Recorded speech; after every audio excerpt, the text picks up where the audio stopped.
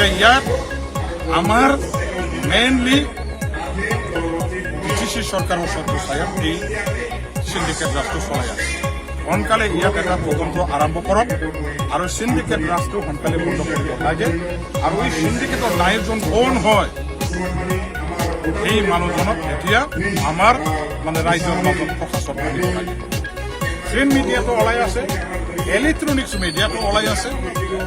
বাস্তৱ ঘটনা, বাস্তৱ এইবিলাক কাৰ্যকলাপ তাতে অনৈতিকভাৱে চলি আছে। এই কাৰ্যকলাপটো আজিলৈকে চলাই আছে। এই কথাবিলাক এতিয়া আমাৰ এই অঞ্চলৰ ৰাইজৰ লগতে গোটেই অসমৰ ৰাইজে জানে, সকলো স্তৰৰ ৰাইজে জানে। ছাত্ৰ ছাত্ৰী, কৃষক, মজদুৰ যিবিলাক আমাৰ আছে, সংবাদ জগতৰ মানুহ আছে, ৰাজনৈতিক জগতৰ মানুহ আছে, গোটেইবিলাকে চবে জানে। বেপাৰ বাণিজ্য কৰাবিলাকৰ কথাটো বাদে দিয়ক, তেখেতসকলে যি অৱস্থাত থাকি আজি বেপাৰ বাণিজ্যত থাকিব লগা হৈ আছে। আজি ব্ৰইলাৰৰ ওপৰত 32,000 টকা, গাহৰি ট্ৰাকৰ পৰা 1.5 লাখ টকা, কণীৰ পৰা 1 লাখ টকা, মাছৰ গাড়ীৰ পৰা 1 লাখ টকা, এইবিলাক বাঁহৰ যিটো ট্ৰাক ইয়াৰ পৰা 3,000 টকা, লোহা, চিমেণ্ট, এইবিলাক আমাৰ শাক পাচলি যিমান আহে ট্ৰাক, নতুন নতুন গাড়ী, বাইক, 4চকীয়া গাড়ী, 2চকীয়া বাহন, গোটেইবিলাকৰ পৰা আজি তাত শ্ৰীৰামপুৰত মুক্তভাৱে একেবাৰে সিন্ডিকেট ৰাজটো চলাই আছে। আৰু এই সিন্ডিকেটটো এতিয়া কোনে চলাই আছে সেইটো আমাৰ বিটিসিবাসী ৰাইজৰ লগতে গোটেই অসমবাসী ৰাইজে এতিয়া ইয়াত আমাৰ মেইনলি বিটিসি চৰকাৰৰ ছত্ৰছায়াত এই সিন্ডিকেট ৰাজটো চলাই আছে। মই ইয়াৰ কাৰণে কৈ আছো, বিটিসি চৰকাৰৰ এই সিন্ডিকেটৰ নায়কজনক এতিয়া ৰাইজৰ মাজলৈ প্ৰকাশত আনিব লাগে।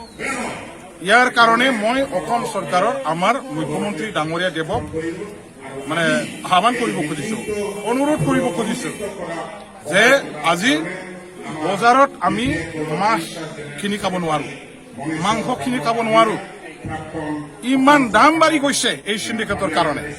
গতিকে গৰীব দুখীয়া মজদুৰ যিবিলাক আমাৰ কৃষক ৰাইজ, এই অঞ্চলৰ ৰাইজৰ হৈ পেলাই মই মুখ্যমন্ত্ৰী ডাঙৰীয়াৰ ওচৰত অভিযোগ আৰু তেখেতৰ পৰা হস্তক্ষেপ মই বিচাৰিছো যে সোনকালে ইয়াত এটা তদন্ত আৰম্ভ কৰক আৰু সিন্ডিকেট ৰাজটো সোনকালে বন্ধ কৰিব লাগে আৰু এই সিন্ডিকেটৰ নায়কজন কোন হয় এই মানুহজনক এতিয়া আমাৰ ৰাইজৰ মাজত প্ৰকাশত আনিব লাগে। আমাৰ বিটিএফ দলৰ ডিষ্ট্ৰিক্ট পৰ্যায়ৰ এটা মবিলাইজেশ্যন প্ৰগ্ৰামৰ কাৰণে এটা আজি ইয়াত মুকলি হোৱা হৈছে।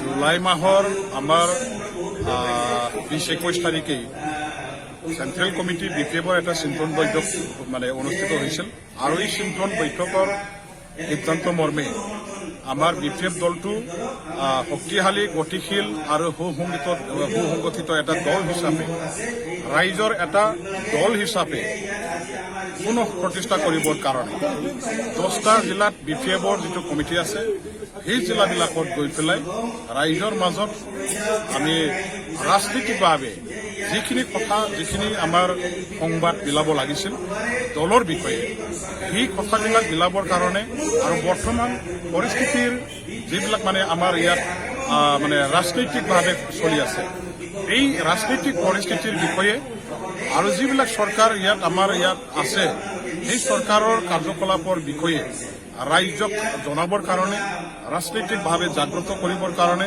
সজাগ সচেতন হিচাপে জগাই তুলিবৰ কাৰণে এই আমাৰ চিন্তন বৈঠকত মবিলাইজেশ্যনৰ কাৰণে কাৰ্যসূচীটো আমি লৈছিলোঁ আৰু হিচাপে আমাৰ 10টা জিলাত ইতিমধ্যে হৈ গ'ল।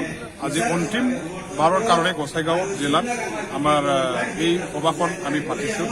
আমি ভাল পাইছো, ইয়াত হাজাৰ হাজাৰ আমাৰ দলীয় কৰ্মীৰ লগতে ৰাইজেও অংশগ্ৰহণ কৰিছে।